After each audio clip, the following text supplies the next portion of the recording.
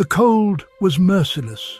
Soldiers shivered in foxholes, their breath freezing mid-air, their fingers too numb to pull a trigger. Yet somehow, through endless nights of snow and silence, many of them survived, without sleeping bags, tents or modern gear. They did it using a trick so simple, so ingenious, that it still beats the cold better than most high-end camping equipment today. This forgotten soldier method wasn't about comfort, it was about survival. And it remains one of those raw, field-tested lessons that separate life from death when temperatures drop below zero. During the brutal winters of World War II, especially across Europe and the Eastern Front, soldiers faced an enemy far deadlier than bullets: the cold. Temperatures plunged well below freezing, supply lines froze, winter gear often never arrived.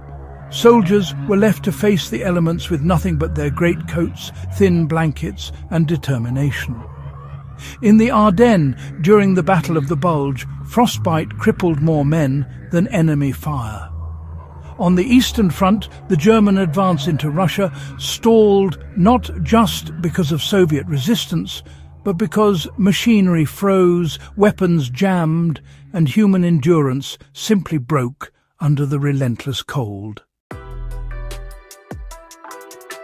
So, how did the soldiers who survived do it? They didn't rely on gear, they relied on fieldcraft.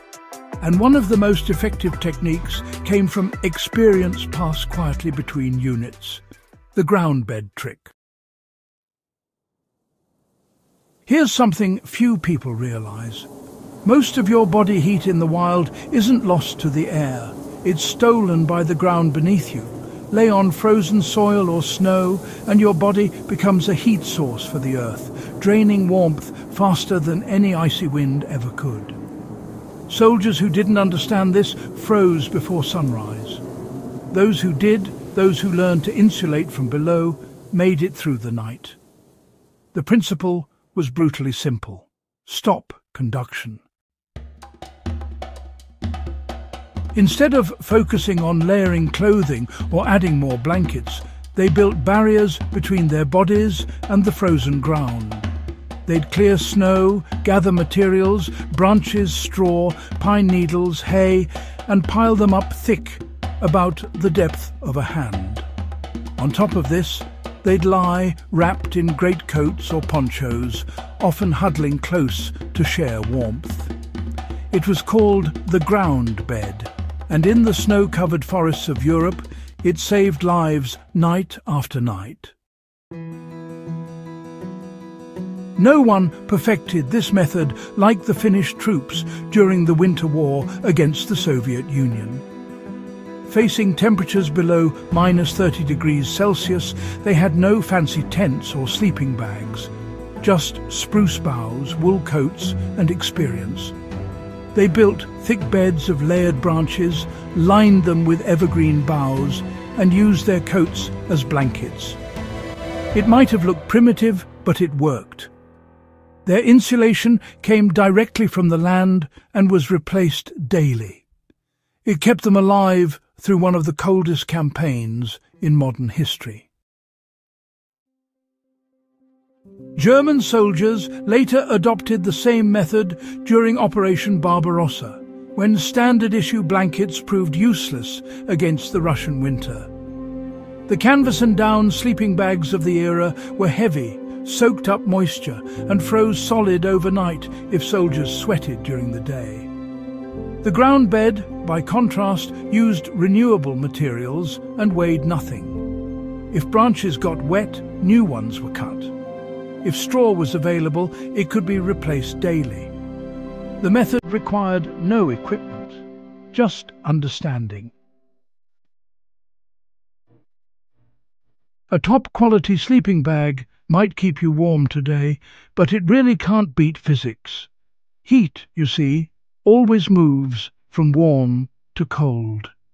If there's no insulation beneath you, even the very best sleeping bag won't stop the ground from pulling that precious warmth away.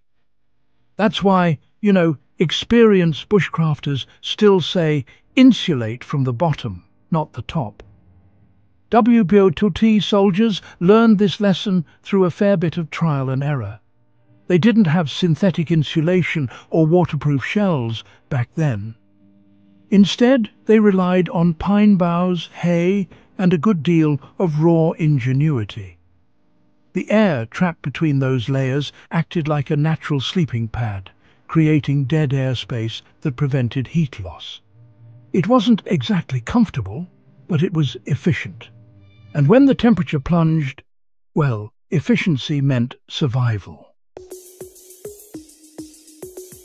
Even today, this old soldier's trick can quite honestly save your life in freezing conditions.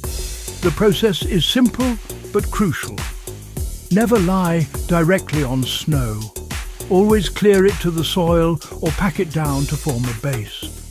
Then build your foundation with logs, bark, or thick branches. Anything that separates you from the frozen earth. Next, layer evergreen boughs or dry grass in alternating directions until the bed feels springy and at least the depth of your hand. Over that, spread straw, leaves, or dry vegetation. Use a poncho or coat as a cover, keeping your inner layers dry. Because, as they say, moisture kills warmth faster than wind. If you're with others, build your beds close together. WWII soldiers discovered that sleeping in clusters pooled body heat, drastically cutting the risk of hypothermia. Sometimes that closeness meant the difference between waking up and never waking at all. This technique wasn't limited to winter. In damp terrain, a raised bed kept soldiers above water, reducing the risk of trench foot and disease. In desert environments, the same layering helped insulate against scorching sand that stayed hot well into the night. It's a universal principle. Control heat transfer, manage moisture, and work with nature instead of against it. The same laws of thermodynamics that applied in 1940 still apply today. Whether you're in snow, swamp, or sand, insulation from the ground remains a fundamental survival rule. This forgotten WWII survival trick reminds us of something timeless. Technology changes, but nature doesn't. The same physics that governed those bitter European nights still governs your next camping trip. The soldiers who slept warm under branches and grit understood the core truth of survival. Insulate from the ground up. Whether you're camping, hiking, or simply fascinated by the resilience of history's toughest fighters, that lesson endures. So, the next time someone insists that a sleeping bag is the only way to survive the cold, remember those men who faced freezing nights with nothing but resourcefulness and courage. Their ingenuity outperformed the technology of their time, and even now it holds up. If this story gave you a new appreciation for how soldiers mastered survival in the harshest conditions, make sure to subscribe to The Forgotten Fronts and share this video with others who value real knowledge over gimmicks. Because sometimes the smartest survival tools are the ones buried in history.